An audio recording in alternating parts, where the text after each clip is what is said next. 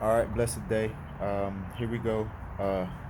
Readings from Enoch 5. This is basically about heaven. Okay, what is known to man about heaven. Okay. Okay, so I was gonna show the scripture, which I'm gonna try to do again, but every time I do it, the wind's blowing very heavily. Um, so I might just speak this one. Okay. But then I'll definitely try to take a picture of this at least, and maybe I'll put the picture over this. Okay. So here we go. Readings from Enoch chapter 23.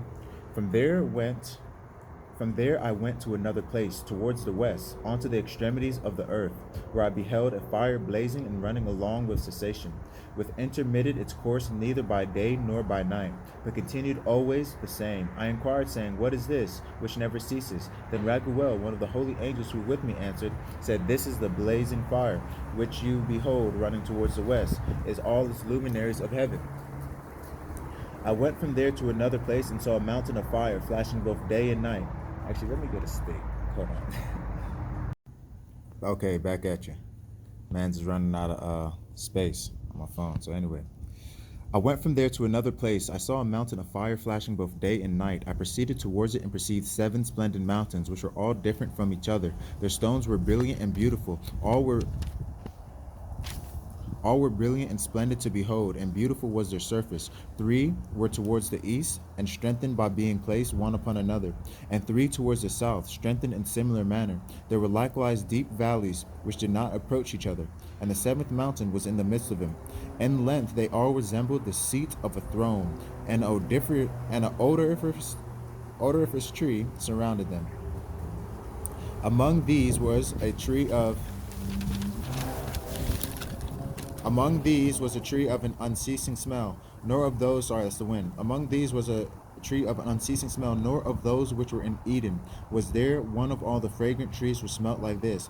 Its leaf, its flower, and its bark never withered, and its fruit was beautiful. Its fruit resembled the cluster of a palm. I exclaimed, Behold, this tree is goodly in aspect, pleasing in itself, and the sight of its fruit is delightful to the eyes. Then Michael, one of the holy and glorious angels who were with me and who presided over them, answered and said, Enoch, why do you inquire respecting the odor of this tree?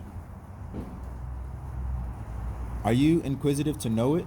Then I, Chanuk, replied to him and said, Concerning everything I am desirous of instruction, but particularly concerning this tree. He answered me, saying that mountain which you behold, the extent of whose head resembles the seat of Yahweh, will be the seat on which shall sit the holy and great Yahweh of glory, the everlasting King, when he shall come and descend to visit the earth with goodness. And that tree of an agreeable smell, not one of carnal odor, there shall be no power to touch, until the period of a great judgment, when all shall be punished and consumed forever. This shall be bestowed on the righteous and humble.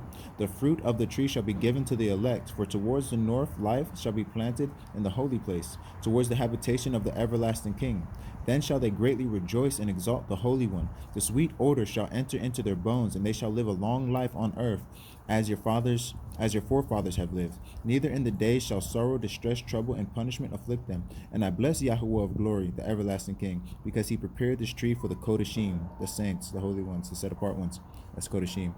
For the Kodashim formed it and declared that he would give it to them. So just to you know, back up the book of Enoch a little bit with this one. If you remember, John was one of the greatest prophets to ever live, but he lived maybe 2,000 or so years after Enoch, a little bit more than that. However, he had a dream, and you remember in Revelations, maybe around Revelations 21, 22, he speaks about this tree, and he speaks about how people came to this tree, right? So go check out Revelations as well, around 20 to 22 and 21, 22, and it definitely speaks about this as well again. From there, here we go again. Now we're reading again. From there, I proceeded to the middle of the earth and beheld a happy and fertile spot, which contained branches continually sprouting from the trees which were planted in it. There I saw a holy mountain, and underneath it, water on the eastern side, which flowed towards the south. I saw also on the east another mountain as high as that, and between them they were deep, but not wide valleys. Water ran towards the mountains of the west of this, and underneath there was likewise another mountain. There was a valley, but not a wide one. Below it, in the midst of them, were other deep and dry valleys towards the extremity of the 3. The word also talks about in heaven there being mountains of brass and of, different type of metals, huge mountains. But all these valleys which were deep, oh, 1 second.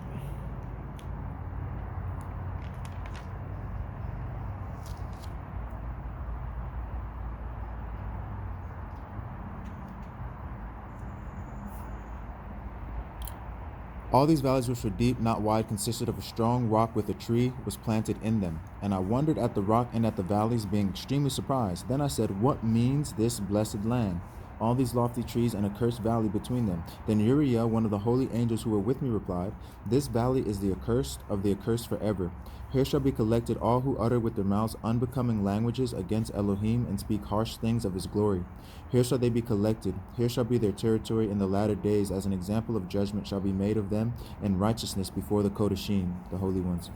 While those who have received mercy shall forever all their days bless Elohim, the everlasting King, and at the period of judgment shall they bless him for his mercy, as he has distributed to them.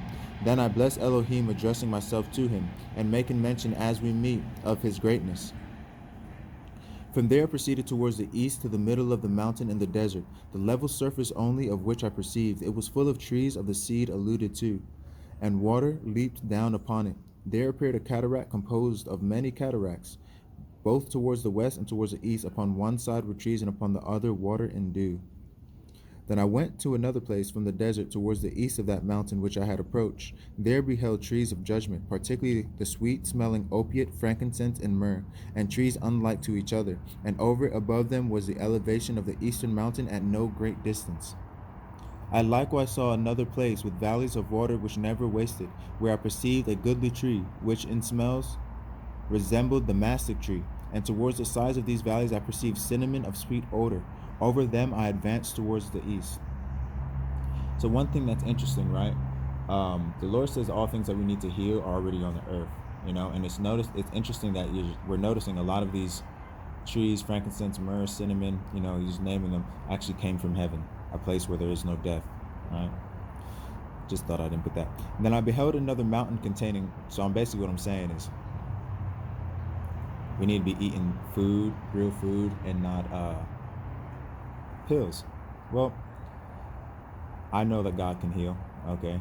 Some of you know that he can heal. Some of you that know me and have Jesus Christ has used me to heal you, right? So anyway, then I beheld another mountain containing trees, from which water flowed like Neketro. Its name was Sarira, and Kalboneba. And upon this mountain I beheld another mountain, upon which the trees of Alva, these trees were full like almond trees and strong. And when they produced fruit, it was superior to all redolence. After these things, surveying the entrances of the north, above the mountains, I perceived 7 mountains replete with pure nard, odoriferous trees, cinnamon, and papyrus. From there I passed on above the summits of the mountains to some distance eastward. Just an interesting thing, the papaya tree and the cinnamon tree. Papaya is really good for cleansing you, right? And cinnamon's actually good for your blood, really good for getting your blood pumping. And something about God, there's power in the blood, and he wants you to be clean. So it's interesting about these 2 trees here. From there I passed on above the summits of the mountains to some distance eastward, and went over the Erythraean Sea. And when I was advanced far beyond, I passed along above the angels Zatael, and arrived at the garden of the righteousness. In this garden I beheld, among other trees, some which were numerous and large, and flourished there. Their fragrance was agreeable and powerful, and their appearance both varied and elegant. The tree of knowledge also was there, of which if anyone eats, he becomes endowed with great wisdom. It was like a species of the tamarind tree, bearing fruit which resembled grapes extremely fine, and its fragrance extended to a considerable distance. I exclaimed, how beautiful is this tree, and how delightful is its appearance.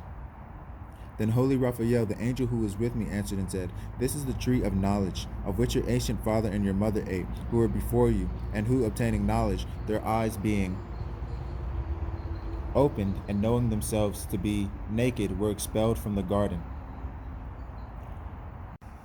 From there I went on towards the extremities of the earth, where I saw large beasts different from each other, and birds various in their countenances and forms, as well as with notes of sounds. To the east of these beasts I perceived the extremities of the earth, where heaven ceased. The gates of heaven stood open, and beheld the celestial stars come forth. I numbered them as they proceeded out of the gate, and wrote them all down as they came out one by one according to their number. I wrote down their names altogether, their times and their seasons, as the angel Uriel who was with me pointed them out to me. He showed them all to me, and wrote them down. He also wrote down for me their names, their regulations, and their operations.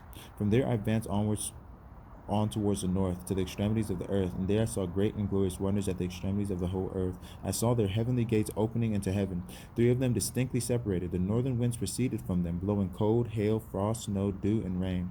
From one of the gates they blew mildly, but when they blew from the 2, it was violence and force. They blew over the earth strongly.